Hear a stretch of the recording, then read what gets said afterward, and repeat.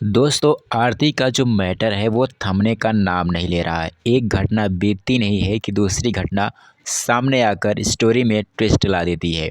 अभी-अभी कुछ दिन पहले आरती ने अचानक शादी करके हड़कंप मचा दिया था पूरे सोशल मीडिया में, पूरे देश में, पूरे प्रदेश में। हर कोई जानना चाहता था कि आरती ने अचानक शादी क्यों कर ली। जो लड़की अभी तक ये कहती थी कि मैं छोटू की विधवा बन के रहूँगी, छोटू के माँ-बाप की सेवा करूँगी, पूरी ज़िंदगी गुज़ार दूँगी उनकी सेवा करने में, ऐसी कौन-सी आफ़त आ गई कि उसे शादी करनी पड़ी, वो भी छोटू की मौत के महज़ 4-5 महीने के बाद ही।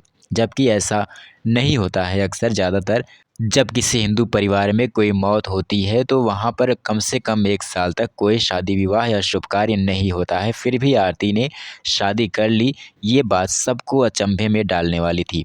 आरती की शादी का जो मैटर था अभी पूरी तरह से थमा नहीं था। लोग अब भी उनकी आलोचना पे आलोचना किए जा रहे हैं।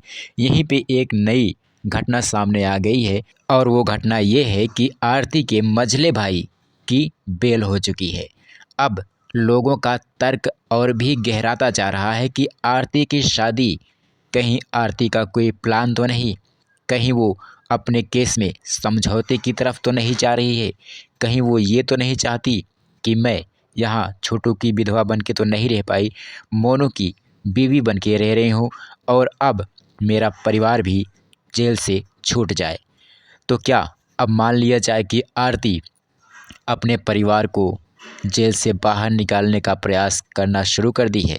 दोस्तों, वहीं पर जब पत्रकारों ने गांव वालों से बातचीत की तो पता चला कि शशिकांत की बेल के बाद अब प्रयास तेज हो गए हैं घर के अन्य सदस्यों को जेल से बाहर निकालने के लिए।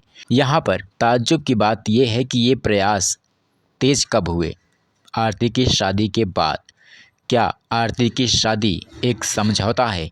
हमें तो लगता है कि ये एक समझौता है जिसके तहत अब आरती के पिता, भाई, बहन, बहनोई और भाभी यानी जितने भी लोग गिरफ्तार हुए हैं सबको जेल से बाहर निकलना है। हालांकि आरती का कहना है शुरू से ही कि उनका छोटा भाई जो अभी बेल पे रिहा हुआ है, जिसका नाम है शशिकांत यादव, वो बेकसूर है। शुरू से ही वो बोल रही है कि शशिकांत बेकसूर है और उसे जेल से रिहा कर दिया जाए।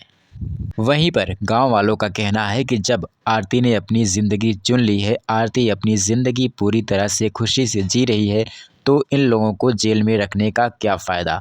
आरती को अब एक एग्रीमेंट कर लेना चाहिए, ना वो इनके मामले में हस्तक्षेप करेंगे, ना आरती के घर वाले आरती के मामले में कोई दोषारोपण करेंगे।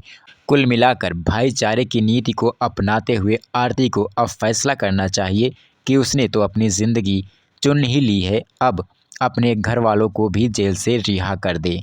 लेकिन मसला उठता है छोटू की हत्या का। भाई, हत्या तो हुई है तो इंसाफ भी मिलना ही चाहिए, लेकिन कम से कम उन लोगों की रिहाई कर ही देनी चाहिए जो बेवजह फंसाए गए हैं, जो एक साजिश के तहत जेल में डाले गए हैं।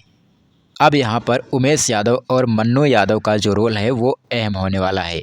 एक बार आरती समझौते के लिए तैयार हो सकती हैं क्योंकि उनके बाप हैं, भाई हैं, बहन हैं, बहनोई हैं, लेकिन उमेश यादव और मन्नू यादव जो हैं वो तैयार कैसे हो सकते हैं क्योंकि उनके घर का तो लड़का मरा है, तो वो समझौते के लिए नहीं तैयार होंगे। यही चीज़ आगे हमको देखनी है। अब देखना ये है कि आगे क्या फ़ैसला होता है, जो भी बुराई आदमी को नहीं जजमेंट करना आता चाहिए। है, मेरा जो भी मेरा कहना खबरें है आती हैं, हम कि आपको हर देते धर्म में रहेंगे। माँ बहन है, इसलिए अगर लेकिन आप हमारे आदमी का चैनल पर बुराई नए किसी हैं को तो नहीं चैनल करना को चाहिए, सबको सब्सक्राइब माँ कर बहन है। लीजिए ताकि आगे मैं आने वाली सबसे विनता वीडियोज़ के करता हूँ, नोटिफ़िकेशन विनती आप करता तक हूँ कि सबसे ज़रूर का पहले बुराई कोई ना आसानी करे। से पहुँच सकें।